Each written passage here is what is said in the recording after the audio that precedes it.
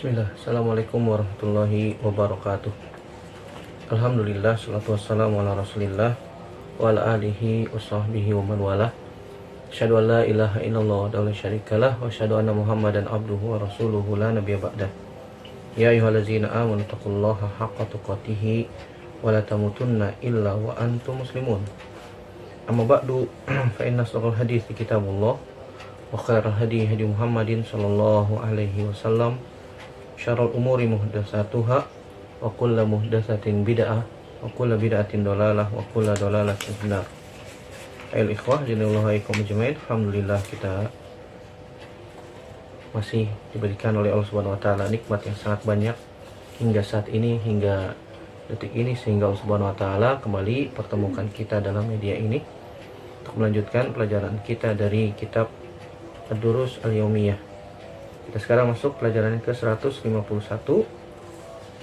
itu masih berkaitan dengan masalah haji Nabi Sallallahu Alaihi Wasallam.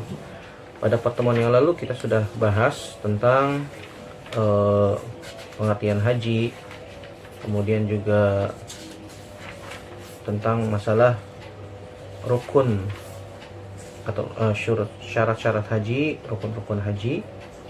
Ya, itu diantaranya rukun haji ada ihram, wukuf di Arafah, tawaf, sa'i, dan jika salah satunya tidak dikerjakan maka hajinya batal. Dan kita sudah bahas rukun yang pertama itu ihram, wukuf di Arafah, begitu juga masalah tawaf. Dan yang sekarang kita akan bahas yaitu sa'i. Apa itu sa'i?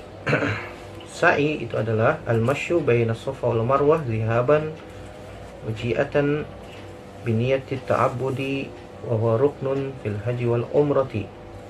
Sa'i artinya berjalan antara Safa dengan Marwah,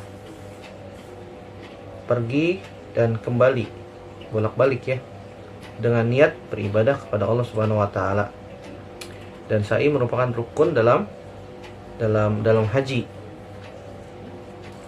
Dengan 7 putaran, diawali di Bukit Safa dan berakhir di Bukit Marwah. Adapun firman Allah Subhanahu wa taala dalilnya bahwasanya sa'i adalah rukun haji dan juga umroh. Dalam surat Al-Baqarah ayat 158 Allah Subhanahu wa taala berfirman, Inna Safa wal Marwata min sya'airillah. Sungguhnya Safa dan Marwah adalah sebagian dari syiar-syiar Allah. Begitu juga Nabi SAW mengatakan, Is'au fa innallaha kataba alaikumus sa'ya. Bersailah, lakukanlah sa'i karena sungguhnya Allah telah mewajibkan kalian untuk melakukan apa? Melakukan sa'i. Hadis riwayat Imam Ahmad. Adapun syarat-syarat sa'i diantaranya adalah yang pertama niat, berdasarkan sabda Nabi SAW, innamal a'malu binniyat. Kemudian yang kedua dilakukan setelah tawaf, dan yang sahih tidak boleh mendahulukan sa'i atas tawaf. Jadi tawaf dahulu baru kemudian apa? Sa'i. Yang ketiga dimulai di Bukit Safa dan berakhir di Bukit Marwah. Jadi satu sekali berjalan itu dihitung satu. Safa ke Marwah 1, Marwah ke Safa 2, kemudian Safa ke Marwah lagi 3, Marwah ke Safa 4, Safa ke Marwah 5, Marwah ke Safa 6, Safa ke Marwah 7. Jadi berakhir di mana? Di Marwah. Yang keempat, syarat sa'i adalah antakunal asywat sab'atun kamilah. Ya, 7 putaran dilakukan secara sempurna. Yang kelima, an yakuna sa'yu fil mas'a al-ma'ruf, dilakukan di tempat sa'i yang ditetapkan. Itu tidak boleh melakukan sa'i di tempat-tempat yang lain. Adapun sunah-sunah sa'i diantaranya yang pertama adalah membaca Inna Safa wal Marwata min sya'airillah. Jika kita mendekati sofa, kita membaca ayat ini, inna sofa wal marwata min sya'airillah. Kemudian membaca abda'u bima bada Allahu bihi. Abda'u bima bada Allahu bihi. Jadi setelah tawaf, kita sudah salat 2 rakaat di belakang makam Ibrahim, kemudian minum air zam-zam, kemudian kita menuju sofa. Nah, ketika mendekati sofa, kita membaca inna sofa wal marwata min sya'airillah. Abda'u bima bada Allahu bihi. Kemudian yang kedua sunnah sunnah sa'i adalah setelah kita berada di bukit Sofa, kita berdiri di atas bukit Sofa, kemudian menghadap kiblat, berzikir, lalu kita mengucapkan la ilaha illallah wahdahu la syarikalah lahul mulku wa lahul hamdu wa huwa ala kulli syai'in qadir. La ilaha illallah wahdah anjaza wa'dah wa nasara 'abdah wa hazamal ahzaba wahdah. La ilaha illallah wahdahu la syarikalah lahul mulku wa lahul hamdu wa huwa ala kulli syai'in qadir. La ilaha illallah wahdah anjaza wa'dah wa nasara 'abdah wa hazamal ahzaba wahdah. Ini dibaca, kemudian setelah itu berdoa. Berdoa dengan doa yang kita inginkan. Berdoa apa saja? Berdoa kebaikan dunia maupun akhirat. Kemudian sunnah sa'i yang ketiga adalah melakukan seluruh amalan di Marwah seperti yang dilakukan di mana? Di Sofa. Jadi kalau ketika sudah sampai Marwah, kita menghadap kiblat, kemudian kita membaca la ilaha illallah wahdahu la syarikalah lahul mulku wa lahul hamdu wa huwa ala kulli syai'in qadir. La ilaha illallah wahdah anjaza wa'dah wa nasara 'abdah wa hazamal ahzaba wa'dah. Wa hazamal ahzaba wahdah. Ini sunnah sa'i yang ketiga. Yang keempat, berdoa dan membaca Al-Quran antara Sofa dan Marwah. Jadi banyak-banyak berdoa. Diriwayatkan dengan sanad yang sahih dari Abdullah bin Mas'ud radhiyallahu ta'ala anhu, bahwasanya diriwayatkan tentang doa di antara keduanya, membaca Rabbighfir warham wa antal a'azzul akram wa antal a'azzu al-akram.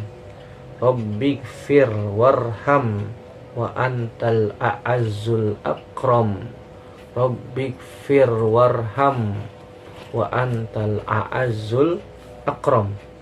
Ini dibaca ketika kita berjalan antar Sofa dan Marwah.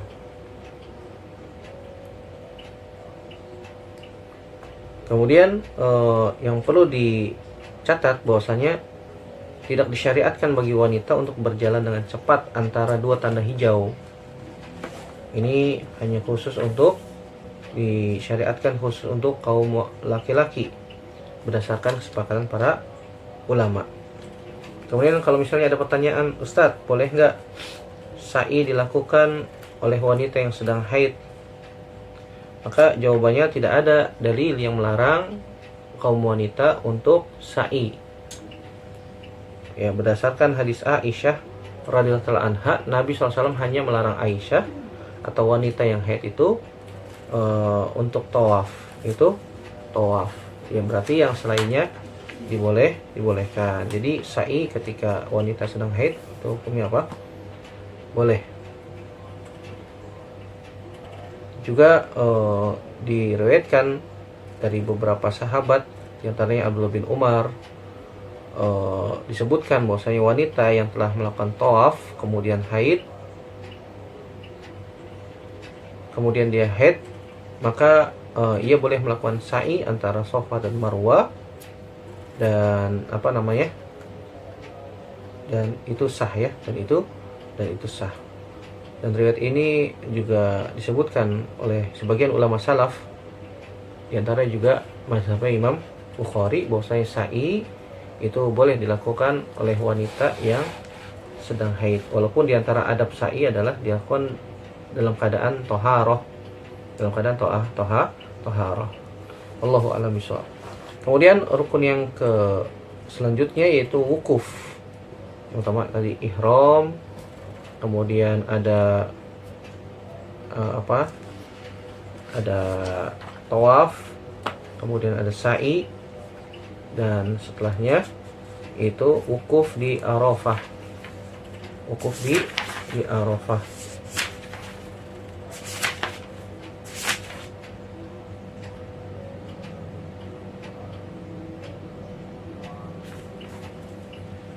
Rukun yang keempat ini adalah wukuf di Arafah, sebagaimana Nabi SAW mengatakan al-hajju Arafah.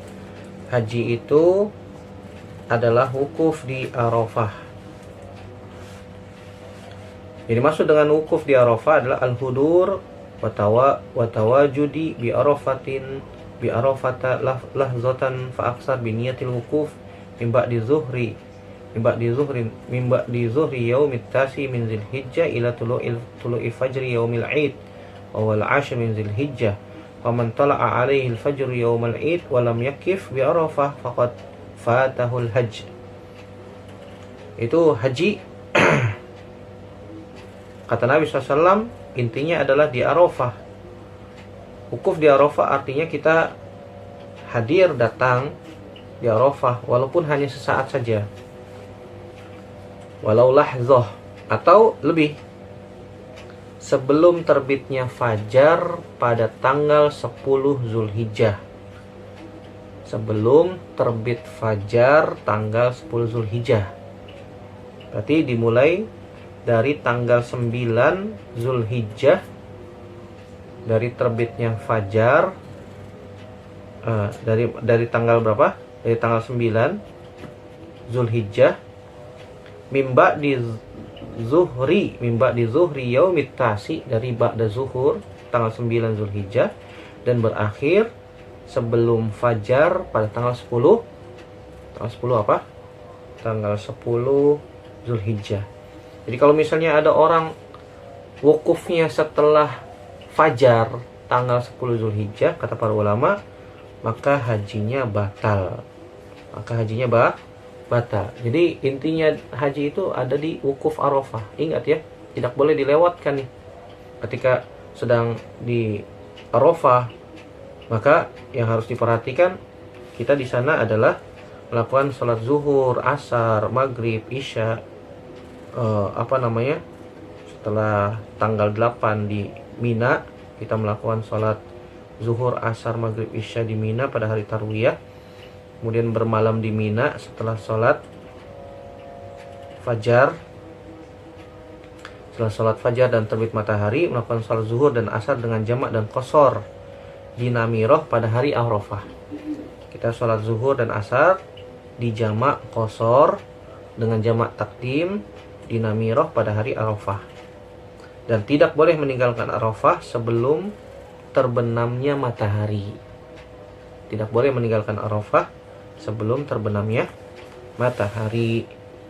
Allahu ta'ala a'lam bishawab. Kemudian yang selanjutnya adalah kewajiban-kewajiban haji. Wajibatul haji. Kewajiban-kewajiban haji itu ada sekitar 7 disebutkan oleh para ulama. Wajibatul haji sab'atun wahiyya. Kewajiban-kewajiban haji ada 7. Kata para ulama, siapa saja meninggalkan salah satu darinya, maka ia wajib membayar dam. Membayar dam itu membayar kafarat dan denda.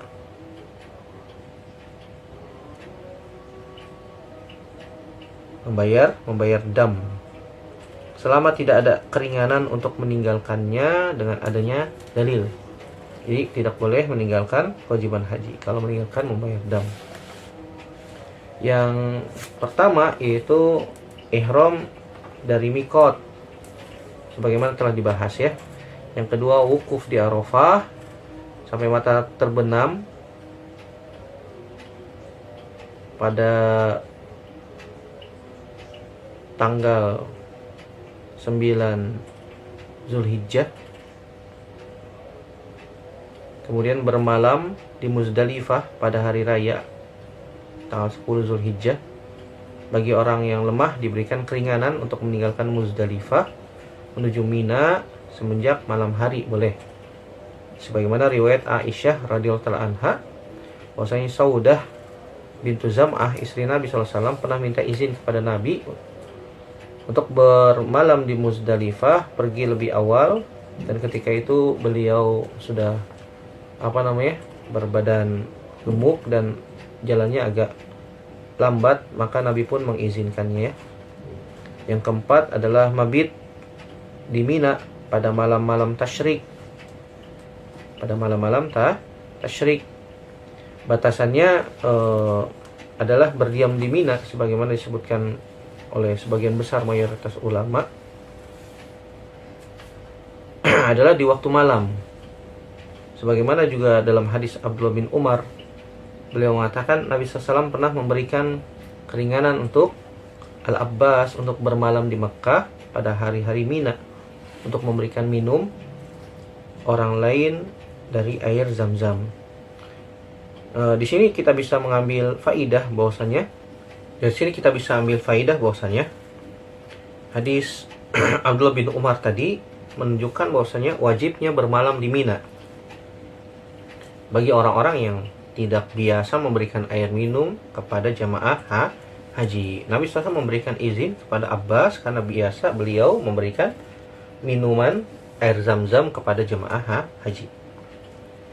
Yang kelima, diantara kewajiban haji adalah melontar jumroh secara berurutan. Yaitu yang pertama pada hari raya Idul Adha, melempar jumroh Aqobah dengan 7 batu ya. Batunya kerikil kecil, tidak perlu besar-besar, dan dengan batu, bukan dengan sendal. Kadang-kadang orang jumroh dengan ada yang sendal, ada yang Masya Allah, katanya ingin melempar setan. Jadi ketika melempar jumroh Aqobah itu dengan 7 kerikil, bukan dengan sendal atau bukan dengan yang lain. Katanya mereka melempar setan ya. Ini tidak benar. Dan lebih utama dilakukan setelah terbit matahari, sebagaimana hadis Jabir bin Abdullah radhiyallahu anhu, ra'aitu Rasulullah sallallahu alaihi wasallam yarmi yauman nahri duhan wa amma ba'da dzalika fa ba'da zawal. Nabi sallallahu alaihi wasallam, kata Jabir bin Abdullah, saya pernah melihatnya melempar jumroh di hari raya kurban pada waktu duha. Adapun setelah itu dilakukan setelah matahari tergelincir. Hadis ini riwayat Imam Bukhari secara mu'allaq dan riwayat Imam Muslim. Jika kita merasa berat melakukan jumroh pada siang hari, maka boleh melakukannya pada malam hari berdasarkan hadis Abdullah bin Abbas radhiyallahu anhuma. Beliau mengatakan Nabi ditanya tentang hari raya kurban di Mina, beliau kemudian ditanya seseorang, beliau mengatakan orang itu, aku melempar jumlah setelah malam tiba. Kata Nabi SAW, tidak mengapa. Wala haraj, jawab Nabi Shallallahu Alaihi Wasallam. Jadi jika ada orang yang termasuk yang meninggalkan Muzdalifah menuju Mina pada malam hari, maka dibolehkan untuk melempar jumroh ketika sudah sampai di Mina. Sebagaimana Nabi SAW juga pernah memberikan izin kepada kaum wanita untuk meninggalkan Muzdalifah pada malam hari. Sebagaimana riwayat Asma, bahwasanya beliau meninggalkan Muzdalifah di malam hari setelah rembulan mulai hilang, dan melempar jumroh, lalu kembali melakukan sholat subuh di kemah. Kemudian beliau mengatakan, wahai anakku, sungguhnya Rasulullah SAW memberikan izin untuk kaum wanita. Jadi sunnahnya ketika jumroh adalah bertakbir setiap kerikil yang dilemparkan dan langsung pergi setelah melempar jumrah Aqobah tanpa berdiri terlebih dahulu untuk berdoa. Demikian yang dilakukan oleh Nabi Shallallahu Alaihi Wasallam dalam hadis Jabir bin Abdullah yang agak panjang ya. Kemudian yang kedua, melempar jumroh yang 3 itu pada hari tasyrik setelah matahari tergelincir, setelah siang hari, setelah zuhur. Untuk setiap lemparan kerikil dimulai dari jumratul ula, jumratul wusta, dan terakhir jumratul Aqobah. Disunahkan pada setiap jumroh selain jumratul Aqobah berdiri setelah melempar jumratul ula dan wusta, berdiri agak lama jika bisa, berdoa dengan menghadap kiblat sebagaimana dilakukan oleh Nabi Shallallahu Alaihi Wasallam dalam hadis Abdullah bin Umar radhiyallahu taala anhuma. Jika misalnya seseorang kesulitan dalam melempar jumroh, maka ia boleh mewakilkannya kepada orang lain, tetapi tidak layak seseorang untuk meremehkan hal ini ya, kecuali darurat, kecuali mendesak. Kalau bisa dia lempar sendiri, itu lebih baik. Kemudian diantara kewajiban haji yang keenam adalah mencukur rambut. Sebagaimana riwayat Abdullah bin Abbas radhiyallahu anhu, beliau mengatakan, Nabi SAW bersabda kepada kami, kata Abdullah bin Abbas, laisa 'alan nisa'i halqun, innama 'alan nisa'i taqsir. Seorang wanita tidak diwajibkan mencukur habis rambut kepalanya. Seorang wanita hanyalah diwajibkan mencukur sedikit dari rambutnya, sepanjang satu ruas jari, sepanjang ini atau sepanjang ini boleh ya. Yang apa di syariat yang diwajibkan tahallul mencukur rambut sampai habis adalah laki-laki. Yang ketujuh adalah menyembelih kurban. Diwajibkan bagi orang yang haji qiran atau haji tamattu. Yang kedelapan adalah tawaf wada, dan wanita haid diberikan keringanan untuk tidak melakukannya ya. Wanita haid diberikan keringanan untuk tidak melakukan tawaf wada. Ada beberapa faedah yang bisa kita ambil, yaitu yang pertama, seorang suami tidak boleh menggauli istrinya setelah tahallul awal, setelah Jumratul Aqobah pada hari kurban. Ya, tidak boleh hubungan badan karena belum selesai. Jika seorang wanita telah melempar Jumratul Aqobah pada hari raya kurban, maka ia boleh melakukan apa saja kecuali bercampur dengan suaminya. Begitu juga seorang laki-laki, suami tidak boleh bercampur dengan istrinya setelah Jumratul Aqobah sampai dia selesai melakukan tawaf ifadah. Sebagaimana Nabi SAW mengatakan, "Idza ramaitumul jamrata faqad halalakum kullu syai'in illa nisa." Kata Nabi SAW, jika kalian telah selesai melempar jumroh Aqobah, maka halal segalanya kecuali hubungan badan. Hadis riwayat Imam Ahmad, walaupun hadis ini sanadnya dhaif, hadis saya dikuatkan oleh riwayat-riwayat yang lain sehingga menjadi hasan, sebagaimana dinukil oleh Syalbani dalam silsilah hadis sahihah. Kemudian faedah yang kedua, setelah melakukan tawaf ifadah, seorang suami dan istri baru boleh melakukan segala sesuatu yang diharamkan ketika ihram, termasuk di dalamnya dibolehkan hubungan badan. Sebagaimana hadis Abdullah bin Umar radhiyallahu anhuma disebutkan dalam hadis tersebut, kemudian belum hal baginya segala sesuatu yang diharamkan ketika ihram sampai dia menyelesaikan hajinya dengan menyembelih kurban pada hari raya Idul Kurban dan melakukan tawaf ifadah di Baitullah. Maka setelah itu halal baginya yang diharamkan ketika ihram. Maka setelah itu boleh melakukan apa saja, termasuk dalamnya hubungan badan ya. Kemudian kita melakukan tertib berurutan dalam amalan haji pada hari raya kurban. Sebab Nabi SAW pernah ditanya apakah boleh tidak berurutan melakukan ibadah haji di hari raya Idul Kurban, pada hari raya kurban. Nabi SAW mengatakan, lakukanlah, if'al wala haraj, lakukanlah dan tidak ada hukuman bagi. Artinya apa? Boleh tidak berurutan, tidak diwajibkan berurutan tartib dalam amalan haji pada hari raya kurban. Pada hari raya kurban maka boleh tidak berurutan ya. Allahu a'lam bishawab.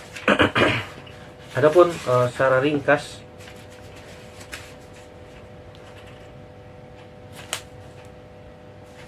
sifat haji Nabi SAW sebagaimana yang sudah pernah kita bahas, yaitu yang pertama, secara ringkas, yang pertama melakukan atau memakai baju ihram pada tanggal 8 Zulhijjah di Mekah. atau meniatkan haji seraya sambil mengucapkan labbaik Allahumma hajjan. Kemudian setelah itu pergi ke Mina, mabit di Mina, sholat zuhur, asar, maghrib, isya, fajar, sholat subuh. Setiap sholat dilakukan pada waktunya tanpa dijamak, bila jam'in ma'a qasri rubaiyah ila rak'atain. Bila jam'in ma'a qasri rubaiyah ila rak'atain. Tidak dijamak tapi dikosor. Dikosor sholat-sholat yang 4 rakaat menjadi 2 rakaat. Ini yang pertama, memakai baju ihram pada tanggal 8 Zulhijjah, kemudian mengucapkan labbaik Allahumma hajjan, kemudian pergi ke Mina, sholat zuhur, asar, maghrib, isya, subuh di sana di waktunya, dan sholat-sholat yang 4 rakaat dikosor. Kemudian yang kedua, pergi ke Arafah tanggal 9 setelah syuruk. Kemudian dia sholat zuhur, asar dijamak dan dikosor dengan 1 azan dan 2 qomat. Dan ingat, ketika di Arafah banyak-banyak berdoa ya. Jangan banyak-banyak melakukan selfie. Kadang-kadang banyak orang selfie, foto-foto lah macam-macam, bahkan mainan HP, subhanallah. Padahal waktu Arafah adalah waktu yang mustajab. Yang kata Nabi SAW ketika pada Haji Wada tahun ke-9 Zulhijjah 9 Hijriyah ya, Nabi SAW pernah mengatakan, inna dima'akum wa amwalakum wa a'radakum haramun alaikum kahurmati yaumikum hadza fi syahrikum hadza wa fi baladikum hadza. Riwayat Imam Bukhari dan Imam Muslim, Nabi SAW mengatakan sesungguhnya darah kalian, harta kalian, dan kehormatan kalian adalah haram sebagaimana haramnya hari ini, di bulan ini, dan di negeri ini. Jadi perhatikan untuk jamaah sekalian, ketika di Arafah maka ya banyak-banyak berdoa, berzikir, atau membaca Al-Quran. Manfaatkan waktu tersebut ya, karena Nabi mengatakan Al-Hajju Arafah, intinya haji itu di Arafah tanggal 9 Zulhijjah. Kemudian pergi dari Arafah setelah terbenamnya matahari, pergi ke Muzdalifah dengan tenang, kemudian sholat maghrib dan isya dijamak dengan 1 azan dan 2 qomat, jamak dan kosor. Yang dikosor isya ya, kalau maghrib kan nggak bisa dikosor, maghribnya tetap 3 rakaat. Kemudian mabit di Muzdalifah, sholat subuh di sana, dan berzikir kepada Allah Subhanahu Wa Taala, banyak-banyak berzikir kepada Allah Subhanahu Wa Taala. Dan dibolehkan bagi orang-orang yang memiliki uzur untuk pergi setelah pertengahan malam. Jadi yang pertama tadi apa? Ihram, pakai baju ihram, kemudian mengucapkan labbaik Allahumma hajjan. Kemudian setelah itu apa? Pergi ke Mina, mabit di Mina, kemudian setelah itu tanggal 9-nya ke Arafah. Setelah dari Arafah ke Muzdalifah, mabit di Muzdalifah. Kemudian setelah di Muzdalifah, yansarifu min Muzdalifah qabla syuruq. Pergi dari Muzdalifah sebelum syuruq. Sebelum syuruq itu sebelum terbit matahari, menuju Mina. Wa hadza yaumul id fayarmil jumrah. Dan pada waktu itu adalah hari Id dan melempar Jumratul Kubra dengan 7 kerikil sambil bertakbir setiap lemparan. Kemudian yang kelima, menyembelih hadi di Mina atau di Mekah pada hari raya sampai batas hari tasyrik 3 hari setelah hari raya, makan dan memberikan hadiah dari hewan sembelihannya dan serta bersedekah.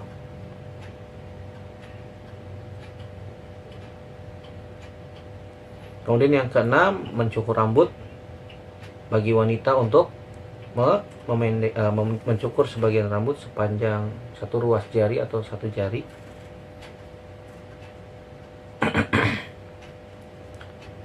Ketika tahallul awal, maka seluruhnya boleh dilakukan yang diharamkan pada waktu ihram, kecuali apa? Kecuali hubungan badan.